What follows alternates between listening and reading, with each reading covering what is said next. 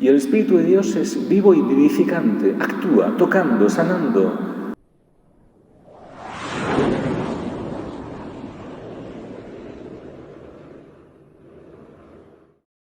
Contemplamos esta escena del Evangelio durante aquellos 40 días en que Cristo, resucitado, se aparece a los discípulos.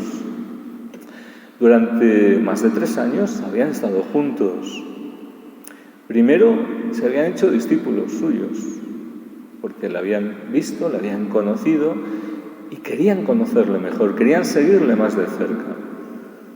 Y entre el grupo de sus discípulos llama a 12 especialmente para prepararlos para ser columnas de la iglesia que iba a fundar, para actuar en su nombre, especialmente en una serie de ministerios, como guías de las comunidades que iban a nacer.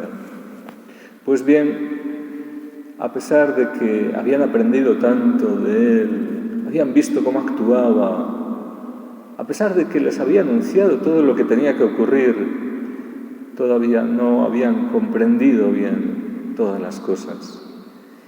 Y son necesarios estos 40 días antes de la ascensión, antes de subir al Padre, en que Cristo no solo confirma algunos de esos ministerios, de esos servicios que les encarga, como el perdón de los pecados, sino sobre todo en que hace 2 cosas principalmente. Una es sanar su corazón. Ciertamente el pecado es el impedimento principal que los hombres tenemos para relacionarnos con Dios. Es el cáncer, la enfermedad, la muerte del espíritu.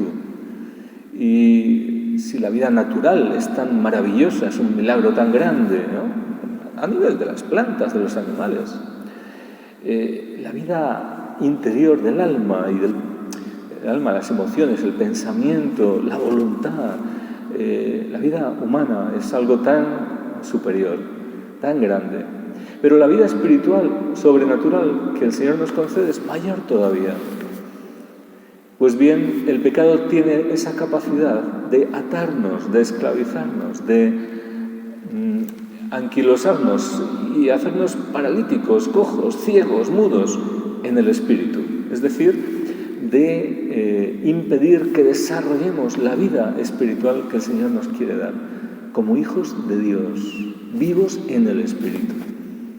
Es nuestra mayor y primera necesidad, pero también Dios quiere que seamos para estar vivos realmente y servirle, porque somos cuerpo, alma y espíritu, como dice San Pablo, o materia y espíritu.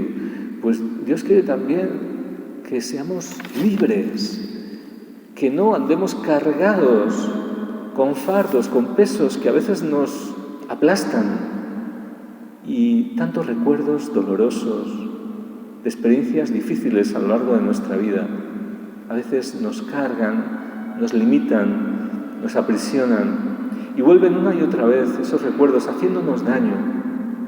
A veces son cosas que hemos olvidado, pero que están ahí en nuestro interior, limitándonos, haciendo que reaccionemos de una manera que no nos gusta y no comprendemos por qué.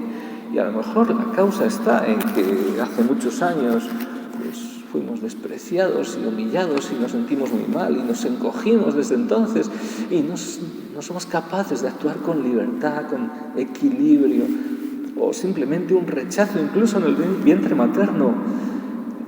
Tal vez pues, niños que la madre, el padre consideran que no llegan a un buen momento y no son bien recibidos, o incluso han querido abortarlos, y esa herida emocional el bebé la siente, le afecta, le llega y le puede limitar en su desarrollo posterior también.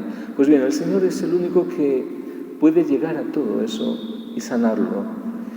Él, como se presenta a los apóstoles que estaban con miedo, con dudas, que estaban aterrorizados por todo lo que habían vivido y no terminan de creer a pesar de la alegría de las primeras noticias de la resurrección, necesitan un encuentro vivo con Cristo que les comunica su paz que les transforma. Dice, no os la doy como la da el mundo, sino que les comunica su mismo espíritu. Y el Espíritu de Dios es vivo y vivificante, actúa, tocando, sanando, transformando nuestras vidas, iluminando lo que estaba oscuro, transformando los pensamientos que nos esclavizan tantas veces, dando vueltas a cosas que se hace un castillo de arena donde no había nada, pero que parece que es una cárcel de la que no sabemos salir. Pues el viento del Espíritu viene a soplar y a liberar a los cautivos de esas mazmorras, de esas oscuridades, de esos miedos, de esas tristezas. Cristo nos comunica su paz, su presencia viva nos saca de la amargura, de la tristeza, de la soledad, de la depresión, del miedo, de la angustia. Dios no quiere que sus discípulos caminemos de esa manera, sino que con el gozo interior de conocerle, con la seguridad firme de su presencia en medio de nosotros, con la experiencia de su toque sanador, liberador, de su amor, porque Él nos ama y está con nosotros. Con esa experiencia, nuestra vida sea transformada y caminemos con libertad, con equilibrio, con paz, con luz, con discernimiento, con gozo. En medio de tribulaciones tantas veces, sí, y pruebas, pero fortalecidos con su Espíritu, para poder afrontar lo que sea con valentía, sin miedo,